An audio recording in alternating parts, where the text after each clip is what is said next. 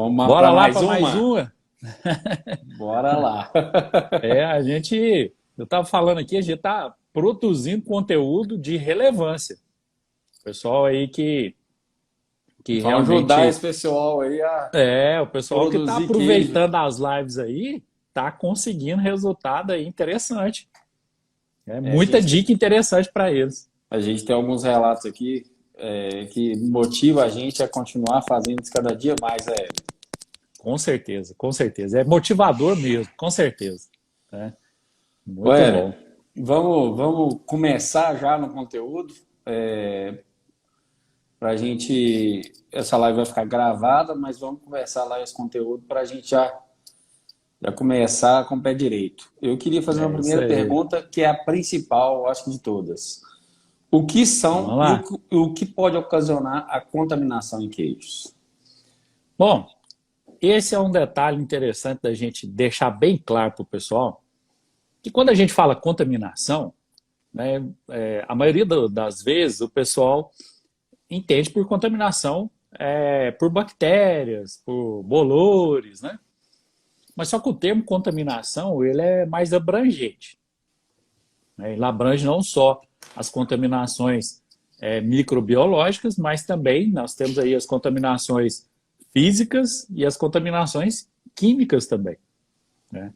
Só que hoje, o tema da nossa live hoje é contaminação microbiológica. Né?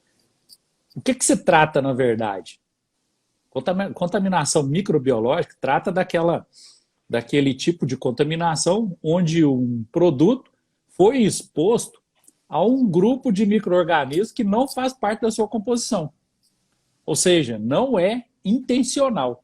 Né? Então, esse produto foi exposto a esse grupo de micro-organismos que podem, e na maioria dos casos, provocam prejuízos, né?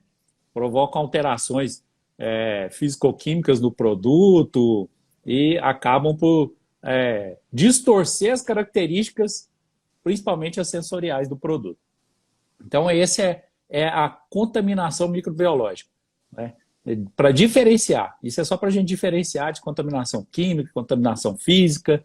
Né? Contaminação física, a gente tem exemplos muito bem claros, por exemplo, de fio de cabelo no queijo, isso é uma contaminação física. Né? Parafuso na peça de queijo. Né? Por incrível que pareça, gente, eu já vi uma faca numa peça de mussarela. É incrível, mas aconteceu. Eu já tive um caso Então, também de uma arruela do é, monobloco que foi dentro da massa e só foi percebido isso aí depois do término da produção, cara. pensa o problema que é. Por isso que é contaminação, não faz parte do produto, está ali presente ali no produto, mas não faz parte. E hoje a gente vai tratar especificamente de contaminação microbiológica, aquela que é provocada por micro-organismos. Aí, a classe micro-organismo, a gente fala assim porque são variados, né? A gente tem ali bactérias, a gente tem vírus, a gente tem os bolores, né, as leveduras, né, são micro-organismos são uma classe geral. Mas o que quando a gente pergunta, né, para o pessoal sobre contaminação microbiológica, a maioria deles fala de bactéria. Ah, contaminou com a bactéria aqui, com coliforme, com salmonela, com listéria, né? Mas é só para a gente elevar aí o nível de conhecimento do pessoal para a gente começar quente essa live aí. Bom, e inicialmente, por que acontece esse tipo de problema? Né? Foi até uma pergunta que um cliente nosso me fez. Ele me perguntou por que acontece sempre que eu pasteurizo meu leite. Né? Parece óbvio o questionamento dele, mas não é assim. Né? A gente não pode falar assim. O fato de pasteurizar, né, ele é importantíssimo, é uma etapa importantíssima, né? Só que ele não vai garantir que você não vai ter uma recontaminação posterior do produto. Isso é muito importante o pessoal lembrar, porque não adianta só falar que pasteurizou e acabou, tá tranquilo. Não. O produto pode ser recontaminado. né? A pasteurização, a eficiência da pasteurização, ela gira ali em torno de 99,9%, né, de redução das bactérias patogênicas, né? Bactérias patogênicas também são aquelas que causam qualquer dano à saúde, né? Dentro desse grupo aí, a gente tem coliformes, a gente tem Escherichia coli, a gente tem Staphylococcus, a gente tem salmonela, listéria e por aí vai. Vai um monte aí de bactéria aí que vai prejudicar o nosso produto. Então, a etapa de pasteurização, ela serve para uma redução drástica desse número, né, dessas bactérias que estão presentes no leite cru, né, mas não garante que o produto não vai ser recontaminado após essa etapa, né. E em situações mais graves, a recontaminação ela é praticamente imediata, né. Se o pessoal não faz uma higienização adequada da linha que leva o leite do pasteurizador para o tanque, para queijo mate, ali mesmo já acontece uma recontaminação. Então, tem que ficar muito atento. As origens, normalmente, são matéria-prima, né, de má qualidade, com contagem bacteriana total muito alta, deficiência no processo de pasteurização, né, que se o leite tem uma contagem muito elevada de bactérias, passa no pasteurizador, ela é proporcional, né? Então, ao final do processo de pasteurização, você ainda vai ter um número ainda suficiente para ter uma contaminação do seu produto. E a outra fonte muito comum, que é durante o processo, que são as más condições higiênicas das instalações, dos equipamentos ou dos utensílios. Você acabou de responder a primeira pergunta já. A Adriana colocou aqui, pode ocorrer também uma baixa eficiência do meu pasteurizador? Então, eu acredito que você acabou de responder essa pergunta aí para ela. Pode. E assim, é interessante a gente lembrar que assim, a baixa eficiência do pasteurizador decorre de duas situações, né?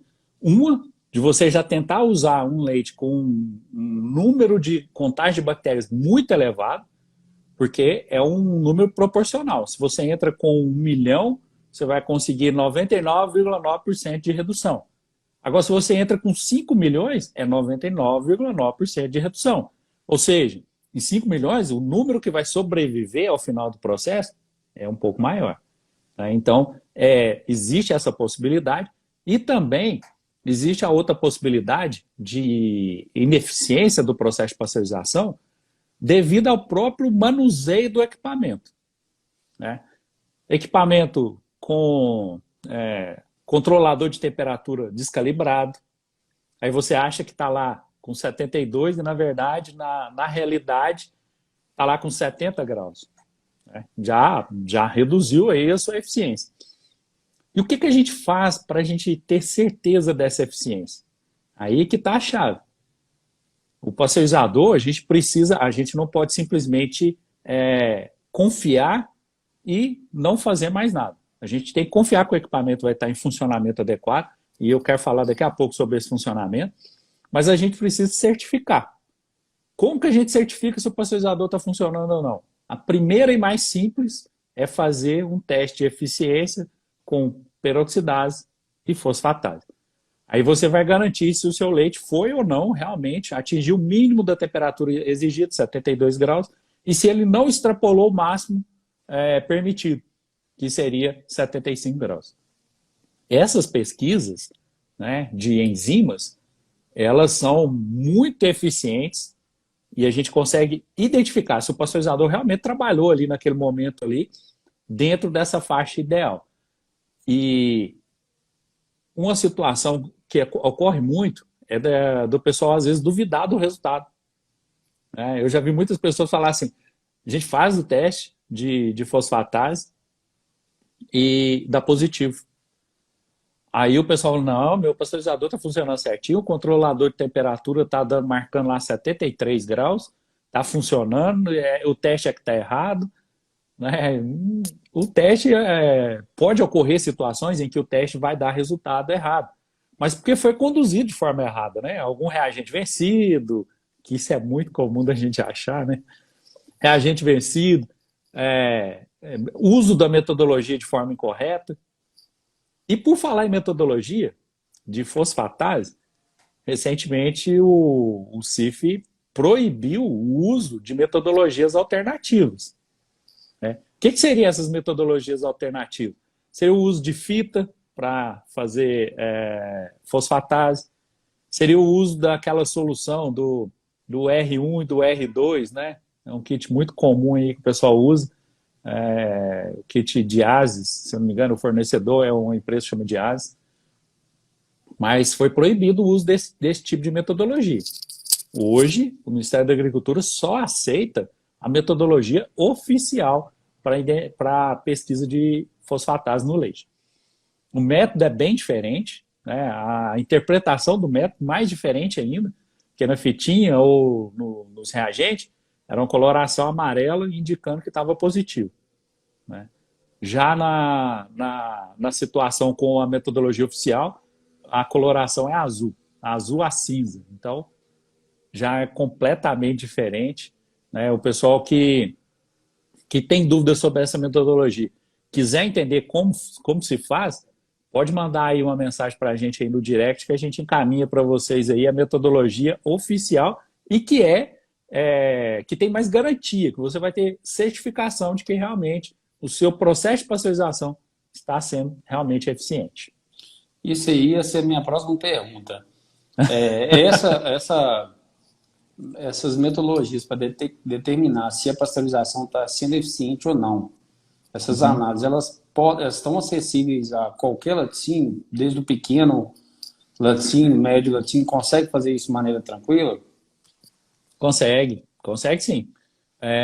O que acontece é que foram criadas várias metodologias para facilitar o manuseio dos reagentes. E principalmente as tiras, as fitas, né? Que foram desenvolvidas aí com o objetivo de facilitar.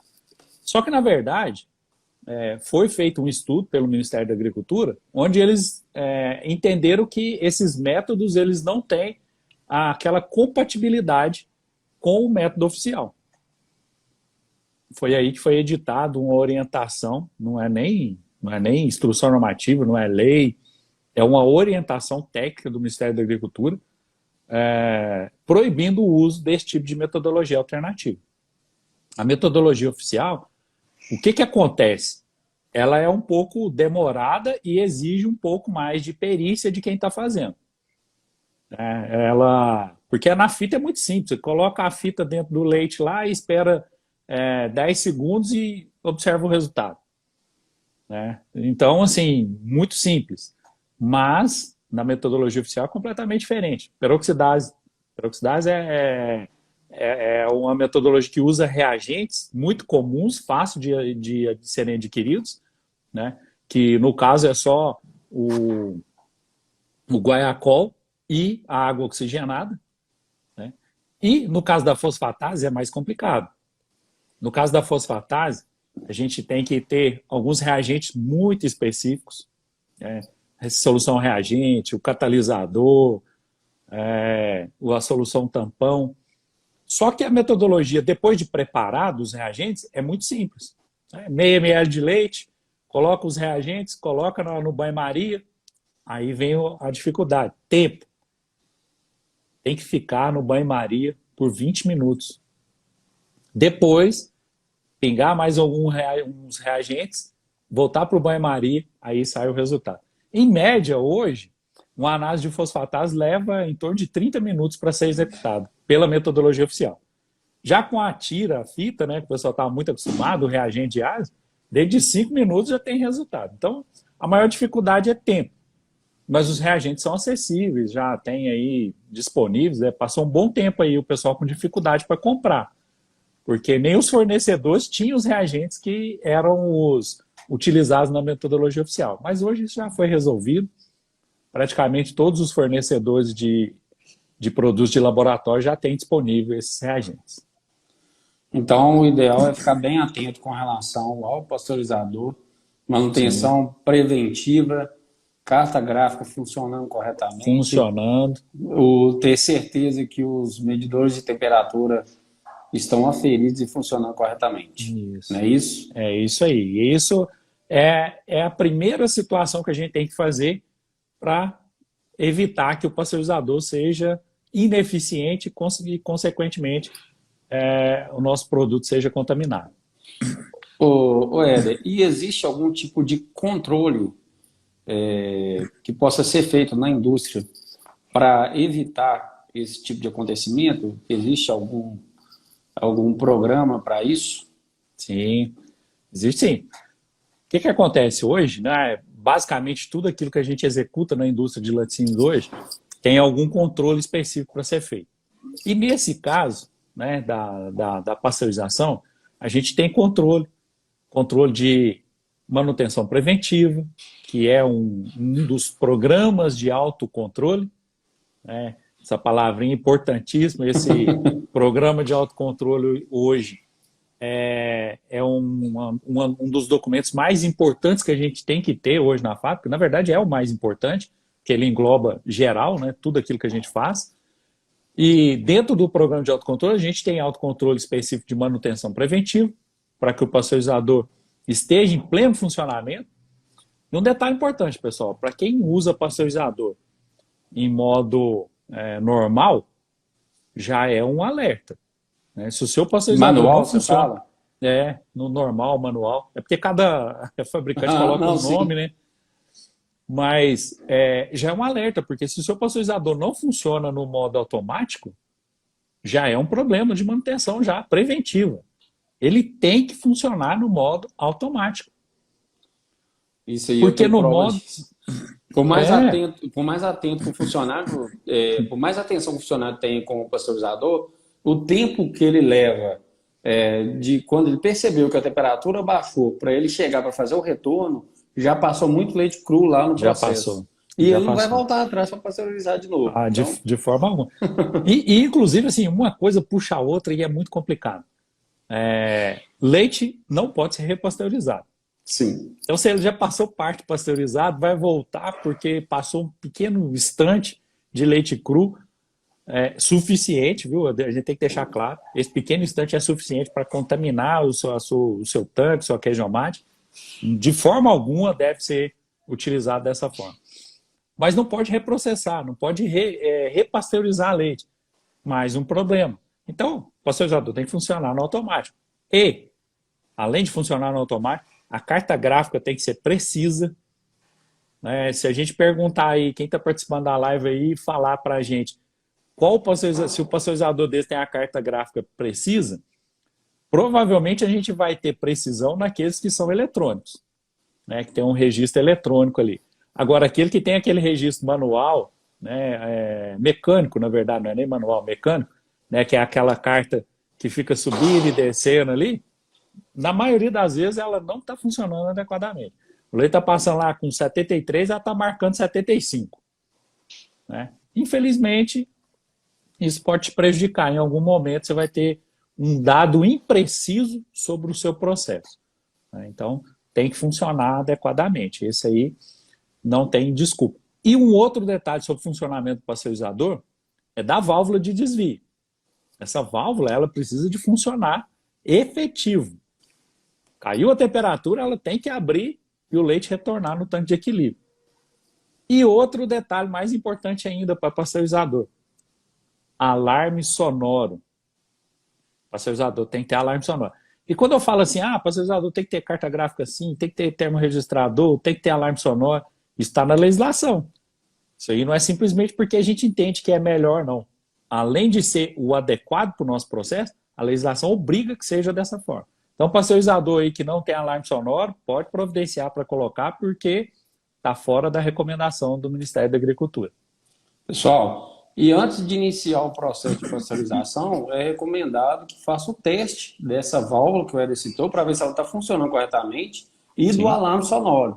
Então, assim, é sim, uma recomendação que toda vez que for iniciar o processo, então, quando está aquecendo o pasteurizador ali, circulando água, faça o sim. teste, oriente o colaborador responsável pelo pasteurizador para fazer o teste para ver se está funcionando corretamente. Ô, Éder, Inclusive, Wilson, em empresas em que o programa de autocontrole tem o APPCC, que é a análise de perigos e pontos críticos de controle, a pasteurização é um ponto crítico de controle. E dentro do ponto crítico de controle, você precisa de avaliar quais são, né, o que você deve fazer em caso de desvio. Então, uma das formas da gente entender se o equipamento funciona adequadamente ou não é fazendo o teste de válvula. Então, o teste de válvula é uma das medidas que a gente deve tomar para evitar que o pasteurizador seja ineficiente. Então, esse teste de válvula, além de ter que ser realizado, ele tem que ser registrado para que seja o controle do seu ponto crítico. É isso aí. Ué, a gente tem uma pergunta aqui da Adriana e eu vou aproveitar e fazer uma pergunta minha junto com ela, porque Bora. já está aqui no meu script para a gente conversar. Ela está falando aqui com relação aos colaboradores. Então, acho que a minha pergunta vai responder a dela também. Eu queria que você falasse um pouco sobre a contaminação proveniente dos colaboradores, né? do externo para o interno. E eu queria que você falasse um pouco também sobre a importância do SWAB. Sim. Bom, vamos lá. Só para colocar a pergunta dela aqui também, ó, ela colocou o seguinte: se a pessoa que trabalha em uma determinada área da produção, se ela estiver usando um jaleco de outra área, ela pode levar a contaminação cruzada? É o meu questionamento também. Mas é só para ficar claro. Bom, vamos lá.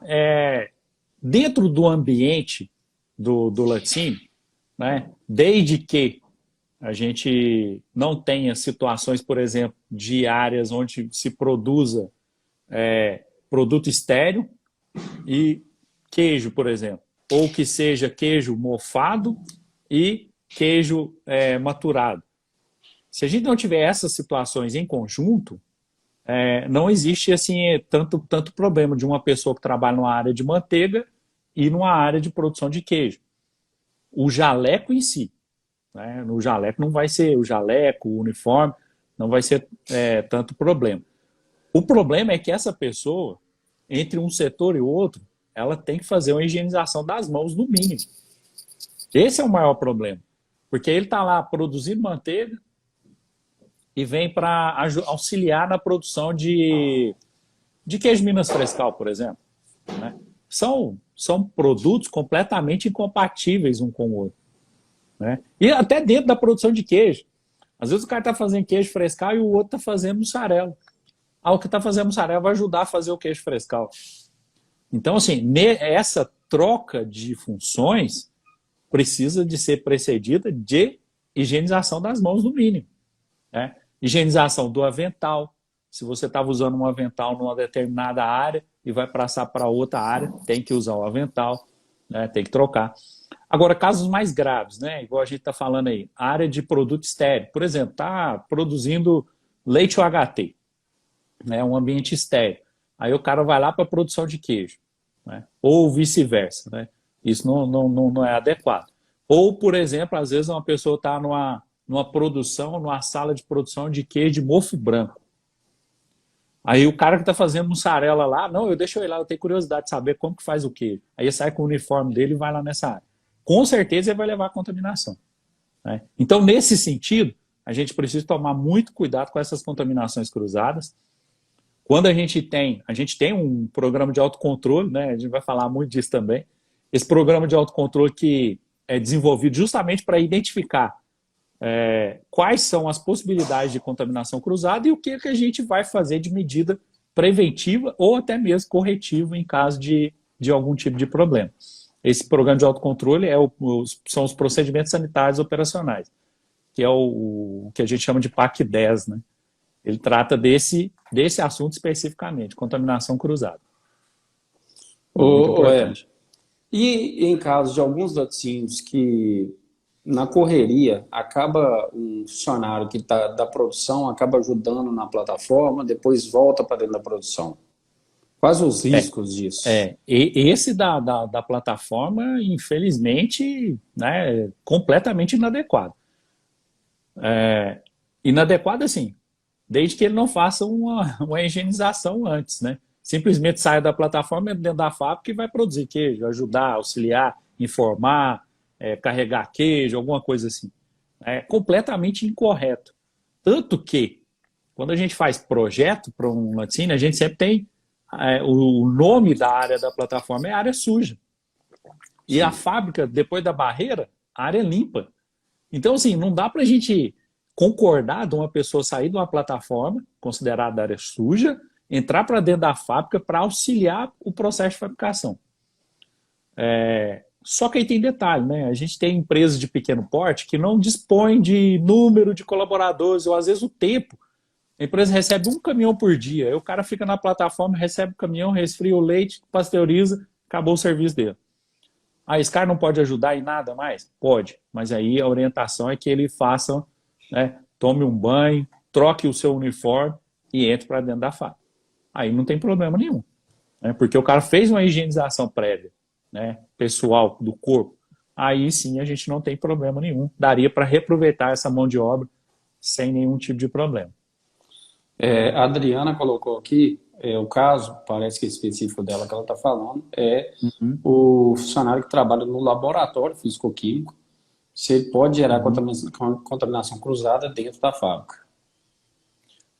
Normalmente esse laboratório físico-químico ele fica muito próximo da plataforma, né, da área suja. E normalmente essa pessoa faz coleta em caminhão, ela faz coleta nos balões. Então, assim, é um risco, sim, essa pessoa fazer esse trabalho no laboratório físico-químico e depois entrar para dentro da fábrica para ajudar na produção de queijo, por exemplo. Mas ele pode fazer dessa forma se ele fizer essa higienização do jeito que a gente tem orientado aqui. Ele vai, terminou o trabalho dele no laboratório físico-químico, faz ali a sua higienização pessoal, troca de uniforme e entra para dentro da fábrica, né? É importante, assim, Wilson, essas situações, a gente está falando do ponto de vista higiênico-sanitário, mas tem um ponto de vista da lei trabalhista que eu não vou nem entrar no mérito, né? Sim. Tem muita empresa que prefere nem fazer isso porque tem uma dificuldade tremenda com relação à legislação trabalhista. Não vamos nem entrar no mérito, não é meu foco, Não é não nossa área. conheço, mas eu sei que dá problema. Então tem que Ô, ficar Hélio, atento aí. caso o laticínio queira fazer algum controle, alguma análise, para ver o risco de contaminação desse tipo de situação, existe a possibilidade de fazer isso? Sim, sim. O que acontece? É uma solução e uma dificuldade. Porque a maioria das empresas, quando ela é fabricante só de queijos, né, muitas vezes ela não tem o laboratório microbiológico disponível. Uma grande parte delas não tem laboratório de microbiologia. Então ela não tem como avaliar qual que é essa carga, né, onde que está acontecendo uma contaminação, né, é o que você tinha me perguntado sobre o SWAB, né, ela não tem como fazer um SWAB, que seria a metodologia mais indicada para a gente identificar onde é que está acontecendo a contaminação. Então, assim, controle tem. Seria a gente realizar análises microbiológicas, né? Principalmente a análise para identificar aquelas bactérias, né, que são indicadoras. Elas indicam que existe a possibilidade de ter, além delas ali naquele meio, naquela superfície, naquele equipamento, naquela instalação, além dela, outros grupos de bactérias patogênicas. É muito comum a gente fazer análise de SWAB, né, que é uma análise microbiológica de avaliação de superfície, da gente fazer análise de coliformes. Mas por que a gente faz coliformes? Eu fiz coliforme, não deu coliformes, tranquilo. Mas deu coliformes, só tem coliforme? Não. O que acontece? Uma vez onde coliforme desenvolve, existe a possibilidade de desenvolver outros grupos de bactérias. Só que é muito complexo a gente ficar realizando a análise microbiológica de todos os grupos aí que a gente tem. Aí você vai fazer a análise de estafilococcus, salmonella, listéria e por aí vai. Então a gente faz das bactérias indicadoras. Elas indicam que pode haver algum tipo de contaminante ali naquela superfície, né? Então, assim, é importante, né, toda empresa que tiver possibilidade de ter um laboratório microbiológico disponível, é muito interessante. Normalmente, quando a gente faz investigação de contaminação, Se a gente não tem um laboratório, se você não consegue coletar amostras em pontos determinados ali para saber onde que está ocorrendo a contaminação, vai ficar no chute, né? Eu acho que pode ser em tal lugar. Eu acho que pode estar contaminando em tal lugar. Agora, quando a gente tem um laboratório disponível, ali a gente faz coletas do leite antes de entrar no pasteurizador, do leite saindo do pasteurizador, do leite chegando no tanque, na queijomate ou no tanque, do leite depois que encheu o tanque ou a queijomate, do soro, da massa, da mão do colaborador, da forma, do dessorador. Então você consegue identificar a fonte da contaminação, né? Por isso que é tão importante a gente ter um laboratório microbiológico disponível, onde a gente possa verdadeiramente estar fazendo uma investigação dessa falha. É isso aí. Pessoal, eu queria convidar vocês a seguir a gente nas nossas redes sociais. Se vocês estão vendo um conteúdo aqui de extrema relevância, você imagina o que tem disponível nos nossos canais. Então, sim, o que a gente está falando aqui não é 1% do que está disponível lá. Não. Então, entra lá no nosso Instagram, se inscreva no nosso Instagram, no YouTube, no Facebook. A gente está com um conteúdo muito interessante, então entra lá, se inscreve e compartilhe, né? Quem está aqui faz parte do setor, vamos fazer esse conteúdo chegar a mais gente.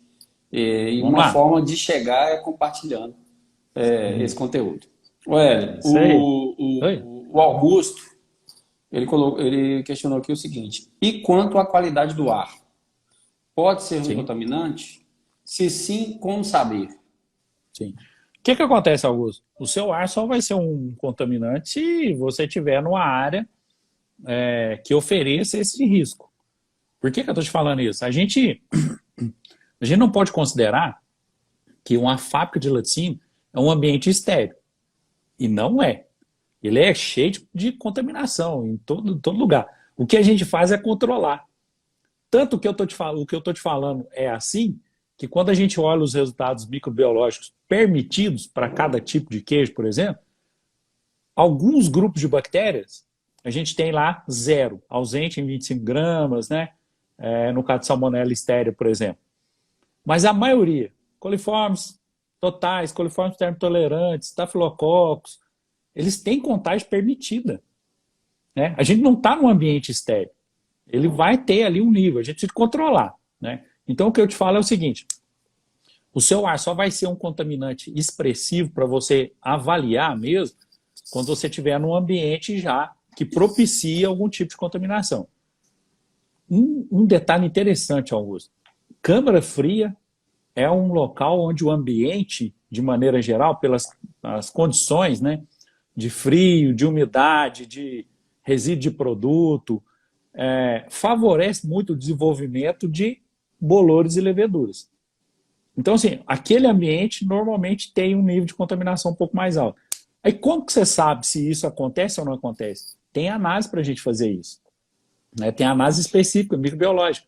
A gente faz uma análise de monitoramento do ambiente.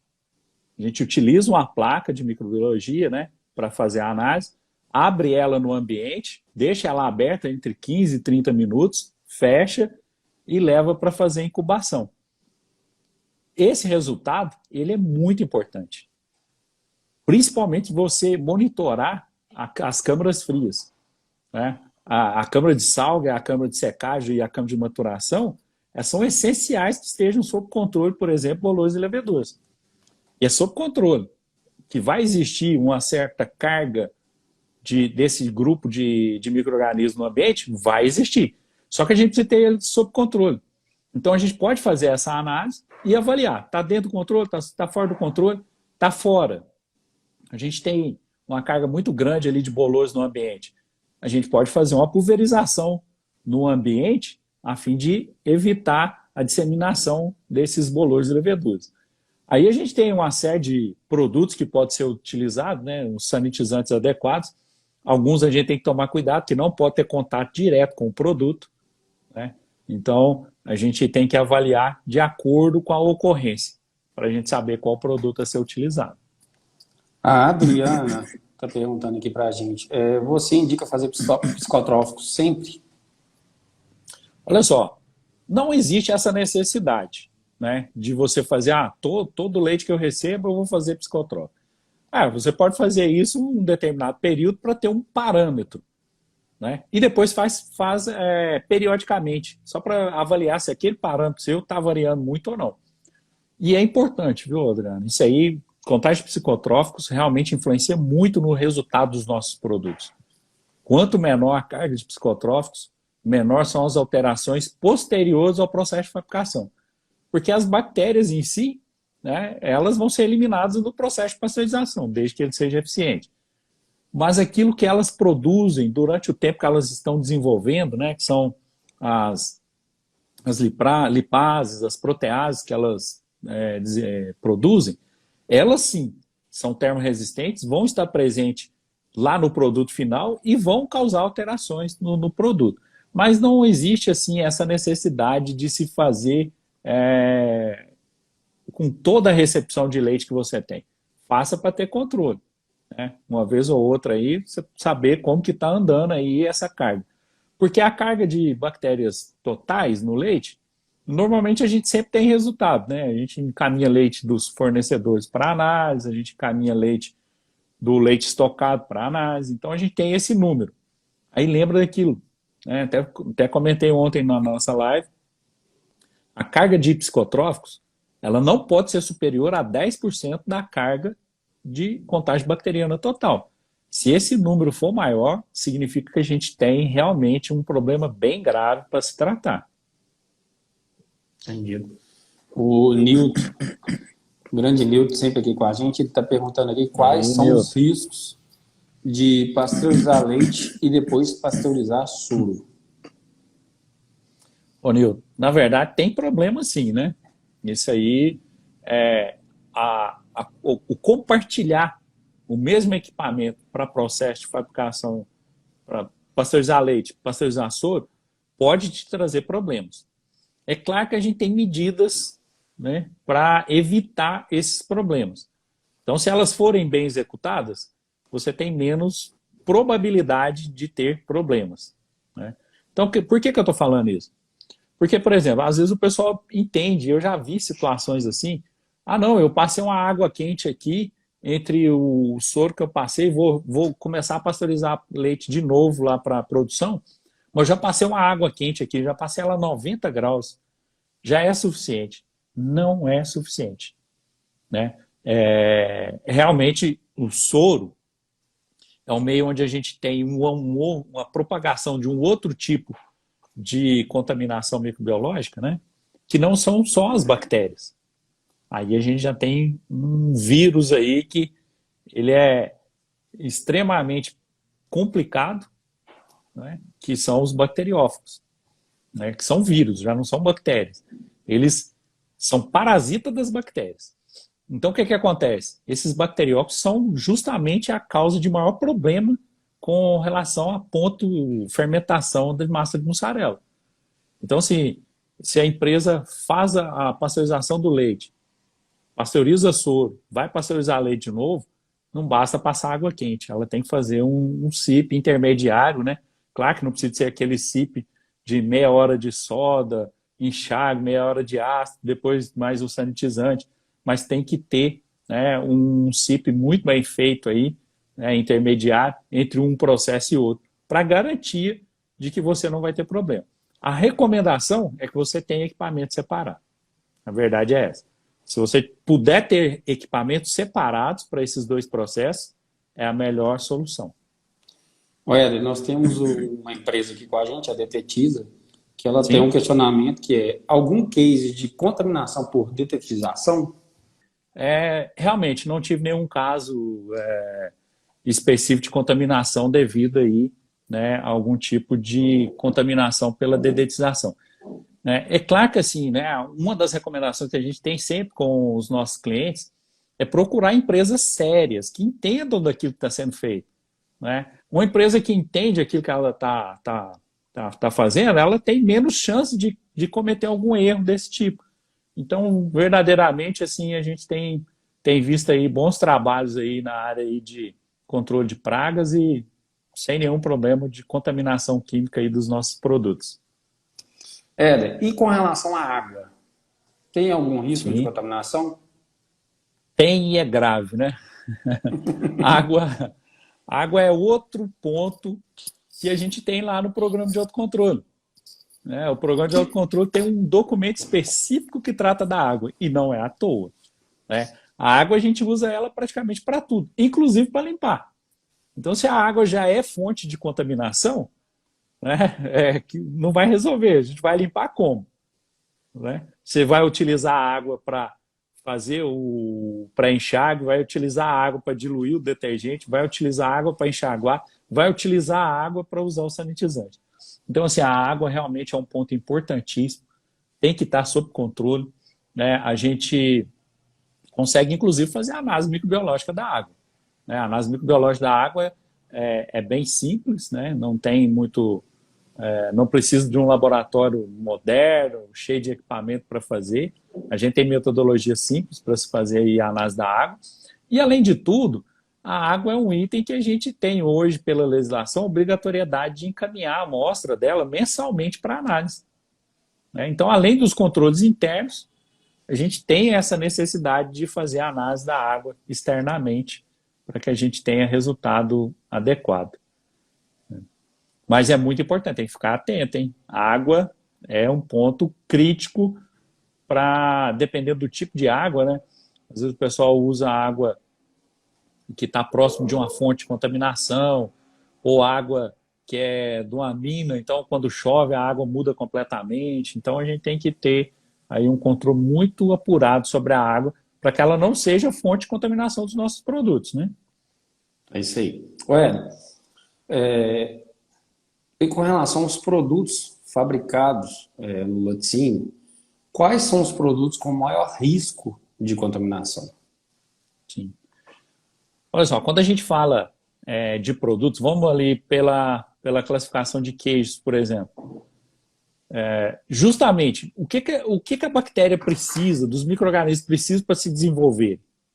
Eles precisam de água, precisam de nutrientes e precisam de condições atmosféricas adequadas, de temperatura e de pressão. Quando a gente está falando dessas situações, quando a gente fala assim, por exemplo, queijo de muito alta umidade, esse queijo já tem um fator já complicador, o fato de ter muita água disponível, né? Então, assim, com certeza, todo aquele produto com queijo, né, classificado como de muito alta umidade, ele já tem já uma tendência de apresentar níveis de contaminação maiores. E isso é tão perceptível que a própria legislação ela já define lá nos limites, né, para cada tipo de classificação de queijo. O queijo de muita alta umidade tem uma possibilidade de ter um número de contaminantes maior do que um queijo de média umidade, por exemplo, né? E isso é justamente porque a gente sabe que vai ter mais probabilidade, justamente porque ele oferece uma condição mais adequada para o desenvolvimento de algum tipo de contaminante. Só que a gente, quando fala assim, tem pessoas que falam assim, ah, mas não é possível, o pessoal fala que pode ter bactéria no queijo, pode ter coliforme no queijo e isso não faz mal. Tem nível aceitável, né? Isso não foi simplesmente porque, ah, não, eu acho que esse número aqui não causa problema, então vamos aceitar esse número. Não, isso é feito baseado em pesquisa tanto nacional quanto da literatura, né, internacional, que o Brasil hoje tem padrões aí que se equiparam aí com grande parte aí da legislação aí da União Europeia, dos Estados Unidos. Então, não é nada de se assustar, não. Eu falei isso porque tem gente que fala com a gente, ah, mas pode ter coliforme no queijo? Pode. Dentro do nível aceitável, pode. É a mesma coisa de que pode ter pelo de roedor no ketchup? Pode, dentro do nível aceitável. É impressionante esse tipo de coisa, mas existe, né? Tanto que essa questão de pelos aí, né, no ketchup tem um número, né? Eu sempre achei que deveria de ter nada, mas tem um número aceitável. Mas além dos queijos, tem algum outro produto que você citaria que tem Ah, alto risco de sim. contaminação? Não, sem dúvida, né? O leite pasteurizado, por exemplo, é um produto que é extremamente vulnerável. Normalmente, esses produtos mais vulneráveis, eles não têm, né, um processo muito rigoroso de tratamento térmico e eles não têm alguns grupos de bactérias para combater. Por que eu falo isso? A gente fala, por exemplo, iogurte. A própria cultura que a gente usa para desenvolvimento do iogurte, né, para desenvolvimento da coalhada ali, o fermento, ele já é um competidor com outros grupos de bactérias. Então, se tem um número ali de coliformes naquele leite, quando a gente coloca aquela cultura e ela tem um número muito elevado de células ali do fermento, eles vão disputar o mesmo nutriente ali no leite. Qual que é o nutriente? A lactose. Então, assim, eles vão disputar esse nutriente e com o número das bactérias do fermento é muito maior, eles vão ter prevalência ali e, com certeza, o número de bactérias ali do grupo coliformes tende até a diminuir, né? O que não pode é o número de coliformes já ser maior, então a competição vai ter ali uma dificuldade ali e a gente vai ter o produto contaminado, né? Mas esses produtos que não têm nenhum tipo de tratamento térmico pós a produção ou não são acompanhados de um fermento ou uma situação de bioproteção, eles são mais vulneráveis sim à contaminação. Existe algum tipo de contaminação que pode gerar, por parte do órgão de inspeção, uma interdição de fábrica? E você tem algum case aí que você pode citar para nós de Olha, acontecimento disso? isso é uma situação muito importante da gente citar aqui, né? Inclusive, já tive situações assim, clientes nessa condição. O que acontece? Quando a gente tem situações de contaminação pelas bactérias que a gente falou aqui, que são indicadoras, né? Coliformes, né? Coliformes totais. O que acontece? Em muitos casos, o órgão de inspeção faz a interdição parcial. Ele faz a interdição ali daquela linha de processo. Ah, deu contaminação na produção do queijo Minas Frescal. Contaminação por coliformes totais. Normalmente o órgão de inspeção faz a interdição daquele processo, daquela linha de queijo frescal. Ah, mas se você produz queijo Minas Padrão, queijo prato, queijo coalho, esses queijos não vão ser interditados, mas o queijo frescal vai. Esse é um tipo de interdição parcial. Porém, existem alguns grupos de bactérias que não podem ser identificados de forma alguma, né? É um caso, por exemplo, de um cliente nosso que teve problema com listeria. Foi identificado um produto dele, listeria. É complexo, é muito complexo. Esse cliente teve a fábrica inteira interditada, né? Ele não fazia só queijos, né? Ele fazia outros produtos. Então, a produção inteira foi interditada. Ele não podia nem receber leite. Na verdade, ele pôde. Ele pediu autorização para receber e vender o leite. Mas processar ele não podia. E o problema é que, para que seja desinterditada a fábrica, ela passa por um processo muito rigoroso e moroso, lento. Isso é muito prejudicial, né? Esse caso, especificamente, levou em torno de 25 dias para que ele conseguisse novamente voltar a produzir. E olha que foi rápido no caso dele. Porque, na verdade, o que o órgão de inspeção faz? Interdita todo o processo, você precisa apresentar um plano de ação para fazer uma higienização total do estabelecimento, para evitar a reincidência desse controle de bactéria. Precisa de fazer um plano de ação para treinamento dos colaboradores, um plano de ação que mostra que você tem condições de retornar a produzir sem risco para a saúde pública. E, além disso, você ainda tem que pedir para produzir uma determinada quantidade de produto para ser analisado e só depois do resultado, que normalmente são três lotes diferentes de produto, só depois desse resultado é que você volta a ter a possibilidade de produzir. Então, assim, é muito grave. Então, essas contaminações microbiológicas, elas são é necessário que as empresas tenham um extremo cuidado com relação a isso. Porque uma vez que foi identificado, o órgão de inspeção é rigoroso com relação a isso, e não está errado, né? A gente está falando de saúde pública, né? Imagina o que é você consumir um queijo com listéria. É uma bactéria grave, pode causar até morte. Salmonela é outra bactéria que interdita a fábrica inteira, né? Então são situações graves. Controle microbiológico, a produção de queijos tem que ser levada a sério, né? Justamente porque a gente trabalha com alimento. A Adriana, ela está explicando aqui para a gente que ela tem uma fábrica pequena e ela está querendo saber sobre os riscos de contaminação na repicagem do fermento. O que acontece, Adriana? É grande, né? É grande porque, assim, a gente está falando ali de um produto, né, que você está repicando ali o fermento, é um produto, em que ele tem nutrientes que todas as bactérias querem para se desenvolver. Não só as do fermento, mas as patogênicas também. Mas não quer dizer que isso seja impossível de fazer, muito pelo contrário. A gente teve produção de queijo aí por muito tempo usando fermento DVS, né, que tinha aquela cultura mãe, você repicava ela e assim por diante. É possível fazer? Mas exige um nível de higiene extremo, né? Não dá para você ficar repicando fermento ali num ambiente onde todo mundo passa, onde acontecem os processos produtivos, né? Quer fazer uma repicagem adequada? Vai para um local fechado, um laboratório de microbiologia, por exemplo, fechado.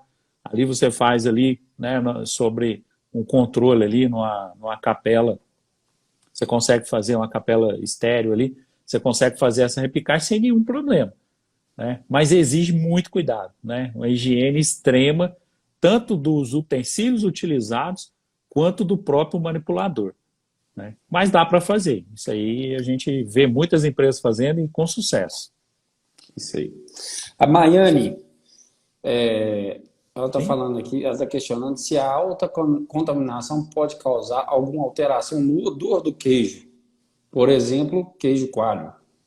Pode, com certeza, Maiane. Pode, provavelmente vai provocar, além de alterações do odor, do sabor, vai provocar alterações também das próprias características ali, por exemplo, no queijo coalho, por exemplo, pode chegar a fazer o queijo até derreter, né? Se a gente tem um queijo coalho, por exemplo, contaminado com coliformes, né, o coliforme é uma bactéria que ela é produtora de ácido lático e gás, né? Então ela vai produzir gás, mas vai produzir ácido lático. E esse ácido lático vai abaixar o pH desse queijo, né? Abaixando o pH do queijo coalho, vai colocar ali para assar, o queijo vai derreter todinho, né? Então, assim, às vezes você pensa assim, eu fiz um queijo maravilhoso e na hora que o pessoal coloca para assar, o queijo derrete.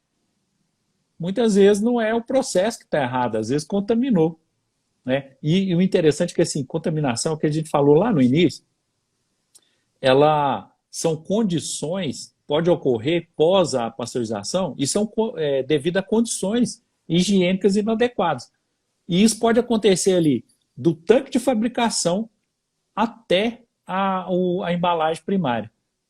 Todas essas etapas que o produto passa, pode acontecer a contaminação dele, a recontaminação dele, né? Então, assim, é muito importante esse controle microbiológico ser rigoroso. Quando a gente trabalha com laticínio principalmente, né, não só laticínio, qualquer alimento, é muito comum a gente falar assim, eu preciso fazer um treinamento de boas práticas com os colaboradores.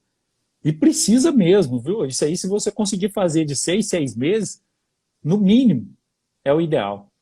Porque o pessoal que trabalha nessa área, eles precisam estar instruídos, eles precisam ter a consciência de que o produto contamina. Por que eu estou te falando isso?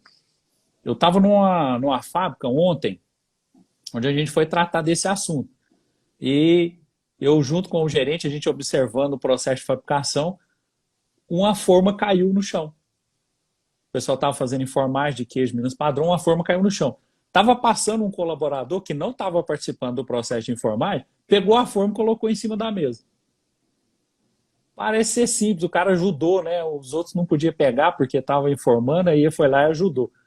E nada disso, ele não ajudou, ele causou um problemão, porque aquela forma teve contato com o piso, e o piso é uma superfície contaminada, e ele colocou em cima da mesa que estava sendo usada para enfermagem.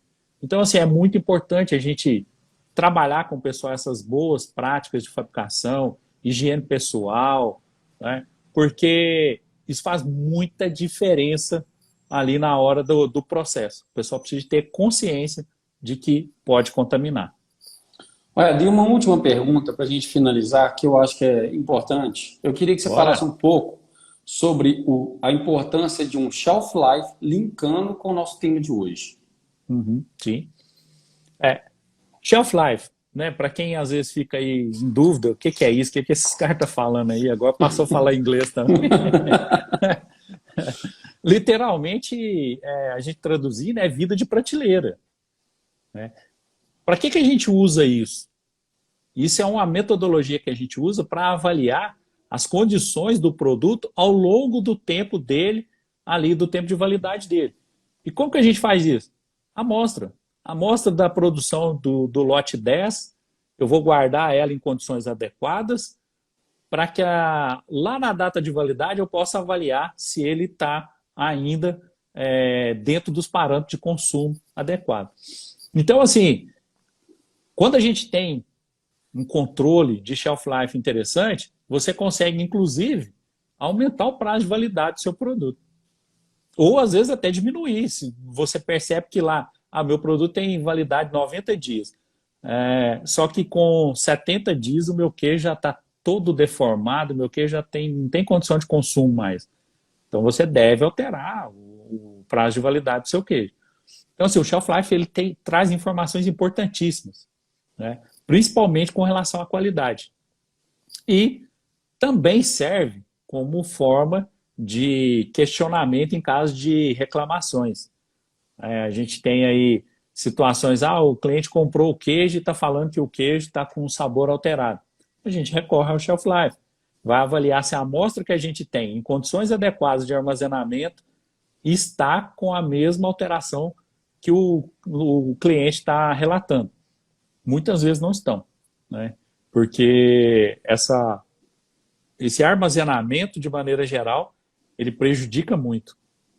E é uma coisa que a gente vê constantemente, né?